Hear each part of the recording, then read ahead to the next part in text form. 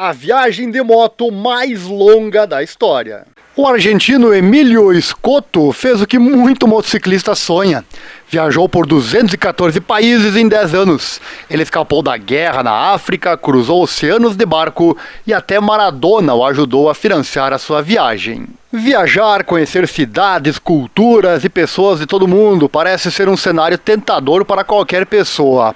Emílio Scotto deu a volta ao mundo de moto, sem apoio logístico, sem dinheiro e sem conhecimentos prévios do mundo motociclístico, com o desejo de explorar a terra durante os últimos anos do século XX. Um argentino residente em Olivos não só conseguiu completar um passeio inesquecível por 214 países e territórios, como também imortalizou seu sobrenome em um dos livros mais reconhecidos do planeta, o Guinness. Emílio Scotto, hoje com 70 anos de idade, é listado como o autor da viagem de motocicleta mais longa da história. A Goldwing foi sua primeira moto. Ele diz que ela a escolheu, abre aspas, uma moto preta com carenagem, rádio, antena e alforjes nas laterais. Perto dela uma placa dizia, sobre duas rodas o mundo é seu. E aqui virou o meu lema. Eu sabia que aquela moto era a moto certa. Aos 30 anos de idade, em 1985, com $300 no bolso e sua motocicleta Honda Goldwing 1100 cilindradas Interstate, Scotto empreendeu a viagem que sonhava quando criança. Abre aspas, sempre quis dar a volta ao mundo, ou melhor, ir a todos os países onde existe um ser humano, lembra ele. Abre aspas, no dia 17 de janeiro de 1985 partiu um menino inocente, que além de não saber viajar, também não tinha informações. O mundo era desconhecido, acrescenta ele. Incrível. Em suas pupilas hoje coexistem a Avenida Libertador e as Pirâmides, estúdios Lumiton e Hollywood. Acontece que de Olivos, bairro que escolheu como sua casa argentina quando não está nos Estados Unidos, ele está sempre animado em suas palestras para rever a épica parte da sua vida que viveu durante 10 anos na estrada. A viagem começou pelo Uruguai, continuou pelo Brasil e chegou à Amazônia. Ele fala, naquela época não havia ligação com a Venezuela e eu andei pela selva, detalha ele. Cada dia era uma nova oportunidade de explorar o desconhecido e continuar avançando em direção ao seu objetivo. O principal incentivo e impulso para seguir em frente, diz Emílio, sempre foram as pessoas. Ele fala, deram-me combustível, mudança de óleo ou um lugar para dormir, lembra ele. Que foi aos Estados Unidos e depois viajou para a Europa, passou pelos 54 países da África e outros tantos na Ásia. Um dos primeiros obstáculos foi a falta de documentação. Abre aspas, eu só tinha um papel que dizia tal moto com tal carteira e uma carteira de motorista internacional que durava 12 meses, admite ele. E continua, depois de um ano, a moto estava bastante surrada e eu inocentemente pensei que nos Estados Unidos, um país de primeiro mundo, iam me dar tudo, mas não me deram. Eu, como motociclista, tenho que rir, tanto pela comédia da fala como por ter o mesmo sonho que ele, que provavelmente nunca eu vou pôr em prática, né, pelas tantas dificuldades. Em terras norte-americanas parecia que estávamos num filme de Hollywood. O apelido que ele deu para sua motocicleta nasceu na televisão de Nova York, Black Princess. Os telespectadores doaram dinheiro para ele continuar e ele até conseguiu a ajuda de uma companhia aérea para cruzar o oceano até a Alemanha. Quando chegou ao velho continente, sugeriram que fosse para o sul para evitar o inverno. Ele foi à Itália ver Maradona, que na época jogava lá, e o camisa 10 pagou sua estadia de um mês. A sua viagem continuou em 1987 pela Espanha, onde encontrou apoio financeiro. Abre aspas, levei as fotos que tinha tirado para uma revista e pediram-me para escrever sobre a minha viagem. Diz o Google dos anos 80, né, como ele definiu o jornal britânico The Guardian para suas crônicas. Demorou 2 anos para viajar por toda a África. Abre aspas, foi um caos. Peguei malária, quase morri. Vivi a Guerra do Congo em 1989, escapei da Somália num cargueiro e os piratas quase nos pegaram, enumera ele. Ele voltou para consertar a Princesa Negra na Europa e depois seguiu para a Ásia. Foi na Índia, no próprio Taj Mahal, onde se casou com Mônica Pino, sua namorada em 1985, que havia deixado na Argentina para iniciar a viagem e, posteriormente, continuaram a viagem juntos. Mônica optou por não viajar por alguns países, mas ela e Emílio visitaram um total de 84 nações. E obviamente não foi só vida boa não. Na Austrália, por exemplo, enquanto conduziam na estrada, foram atropelados por um avestruz que fugia de outro animal. Mônica quase perdeu uma perna e viajou para a Argentina para se recuperar. Longe do que todos acreditavam, quando ficou bem novamente, voltou às viagens com Emílio.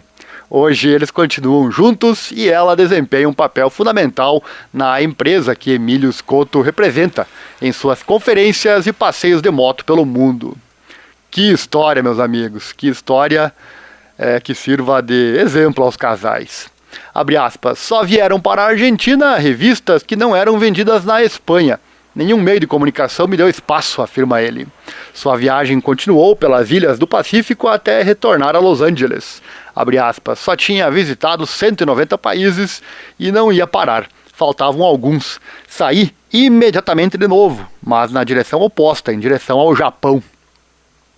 E antes da queda da União Soviética, muitas províncias que se tornaram países eram destinos por onde passaram Emílio e sua princesa negra. Num navio cargueiro, ele transitou pela Islândia, Groenlândia e Polo Norte. Depois voltou para o continente americano. Foi meu novo ano de viagem, lembra ele, quando começou a descer. Visitou as 27 ilhas do Caribe, Equador, Peru e Chile, seu 214º país.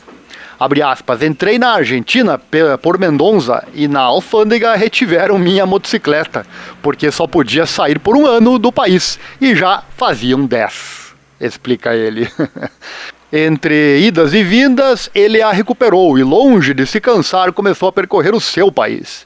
Em 2 de abril de 1995, entrou em Buenos Aires e foi ao Obelisco. Aspas, estive aqui um mês e depois viajei para a Espanha para fazer um encerramento simbólico naquele país que tanto me deu, salienta. Há 20 anos o Guinness Book deu-lhe o recorde, abre aspas, ligaram de Londres e eu não pude acreditar. Em 2002 eles me chamaram de Rei da Espanha, diz ele. Quando desliguei a moto me perguntei, o que faço agora? Eu já tinha 41 anos e só sabia viajar. Eu desmaiei, ele confessa. Depois de vários meses, retornou aos Estados Unidos, onde encontrou sua vocação, organizar viagens de aventura em motocicleta. Abre aspas, atualmente, quando não estamos viajando, vivemos entre dois mundos, os Estados Unidos e a Argentina. Aqui visitamos vários pontos da província de Buenos Aires e Olivos. Nos atraiu muito. Estamos aqui há 5 anos e adoramos, é especial, finaliza ele. Em 2007, Emílio Scotto publicou seu primeiro livro, The Longest Ride. Nele, ele narra brevemente uma viagem de 735 mil quilômetros que durou 10 anos e que começou na América do Sul, seguida pela América Central, México, até chegar aos Estados Unidos. De lá, foi para a União Soviética e continuou pela África. Possui uma longa lista de países visitados que nos deixam aventuras surpreendentes que não podemos parar de ler. Será que alguém já perguntou a ele se valeu a pena? Certamente já perguntaram e a resposta é óbvia. E você, faria uma loucura dessas em sua vida? Deixa aí nos comentários. Atualmente, dar a volta ao mundo é algo viável, né? Pois temos à nossa disposição um vasto leque de suportes que tornam qualquer viagem de moto muito mais fácil, apesar dos custos que isso possa implicar. E cada vez mais os motociclistas se lançam em aventuras. Resumindo, viajar de moto está ao alcance de qualquer motociclista. No entanto, há mais de 30 anos, dar a volta ao mundo era um grande desafio.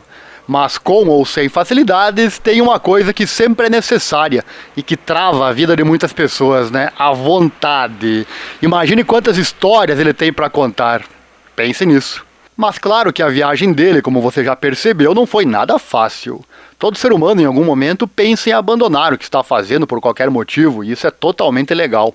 Porém, o viajante não precisa sucumbir a esse pensamento de abandono, e é o caso de Emílio Scotto durante a sua viagem ao redor do mundo, já que ele confessou que teve vários momentos em que se perguntou o que estou fazendo aqui. Principalmente quando ele passou pelo Senegal, Nigéria ou Gabão, onde dormiu com o capacete para não molhar a cabeça. E com a moto destruída, porém, o interesse em conhecer a Terra o fez repensar que as inclemências da viagem valem a pena, e é por isso que ele é quem é hoje. Quando perguntado sobre os países e pessoas que mais gostou e que voltaria, ele respondeu, abre aspas, não existem lugares bonitos ou feios, nem existem pessoas boas ou más, disse ele, mas o que é importante ter em mente é que a situação atual quase provavelmente não é a mesma de 30 anos atrás em qualquer um dos países que visitou. Por isso, Emílio Scotto hoje voltaria a todos os países que visitou, especialmente aqueles que ficaram marcados em seu coração. Espanha, Guatemala, Colômbia, Índia e o Brasil. E apesar da certificação oficial, o recorde de Emílio tem suas tretas, seus destratores. Há quem diga, por exemplo, que a última porção da sua viagem, 155 mil quilômetros em 10 meses, só seria possível se ele rodasse 516 quilômetros por dia, todos os dias, sem contar paradas e eventuais quebras.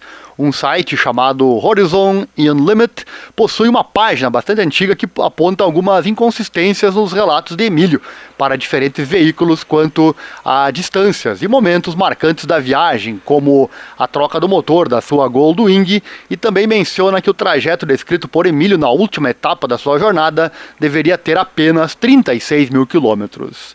Os pontos são pertinentes, especialmente ao lembrar que a única fonte de informação sobre a viagem de Emílio são suas fotos em outros países, em seu livro há mais de 200, nas mais variadas locações ao redor do planeta, e seus relatos escritos ou verbais também. Bom, com relação aos números nunca saberemos, mas o fato, porém, é que ele viajou o mundo de moto e atravessou centenas de milhares de quilômetros fazendo algo que muita gente gostaria de fazer, mas a maioria nunca fará. Eu, por exemplo, sou tão apaixonado por esse assunto que me arrepiei várias vezes enquanto escrevia o roteiro deste vídeo. E para finalizar, os números da viagem. Encontramos algumas inconsistências em alguns números, mas dá para ter uma boa ideia mesmo assim. Caso você tenha números diferentes, deixe por favor nos comentários e, se possível, também as fontes confiáveis. Duração da viagem, 10 anos. Países, 214. Distância percorrida, 735 mil quilômetros. Considerando que a circunferência da Terra é de aproximadamente 40 mil quilômetros, foram várias voltas ao mundo. Papelada, ele preencheu com carimbos 13 passaportes argentinos de 64 páginas cada. Moto, Honda Goldwing GL 1100, 1980. Motor de 4 cilindros, 4 tempos, de 1085 cm3, com comando nos cabeçotes e 4 válvulas por cilindro. 5 marchas, transmissão final por eixo cardan, refrigeração líquida, capacidade do tanque de combustível 19 litros, potência 81 cavalos. Freios dianteiros e traseiros a disco, peso completo de 315 kg e velocidade máxima 192 km por hora. Motor substituído 1, foi aos 400 mil quilômetros na fábrica da Honda no Japão. Gasolina, 41 mil litros. Consumo médio, sei que você quer saber, né? 17,9 km por litro. Eu sei que ficou um pouquinho alto essa média, mas, como eu já dito, existem certas inconsistências nos números, o que não tira de forma alguma, né, a grandiosidade da viagem. E a média de quilômetros por dia, sei que você também quer este número, para ter uma ideia, né? Claro que ele não rodou sempre, mas essa média é legal. Como são 365 dias em um ano, temos 3.650 dias em 10 anos, dando uma média em torno de 200 km por dia, levando em conta que a viagem levou 3 meses a mais do que 10 anos também. E essa média diária não é nada ruim. Óleo consumido, 750 litros, pneus 86, baterias 12, bancos 9. Multas, elas fazem parte também da vida do motociclista. Ao longo de toda a sua jornada, em 10 anos, ele recebeu apenas 15 multas, das quais 14 foram nos Estados Unidos. A última foi na Argentina, quando ele retornou ao país encerrando sua viagem. Essa última multa deve ter gerado uma foto bem especial também. Duração da jornada de 17 de janeiro de 1985 a 2 de abril de 1995. Poderíamos tranquilamente fazer outra matéria com os outros detalhes da viagem dele, como quando perdeu tudo que tinha, exceto a moto e a roupa do corpo, e também quando a Princesa Negra voltou ao local onde nasceu. Tamanha é a quantidade de conteúdo sobre essa história. Caso hajam muitas visualizações, comentários, curtidas nesse vídeo, novo vídeo sairá. Então, está com você, internauta!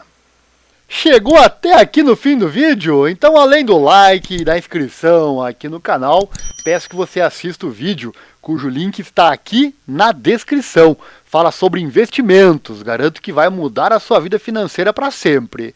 Invista de forma que seja bom para você e só para você. Também ensinamos você a investir no exterior. Tudo na prática e bem rápido, sem enrolação. Fique imune às crises. Entre em contato conosco agora mesmo, mas assista o vídeo antes. Obrigado e até a próxima.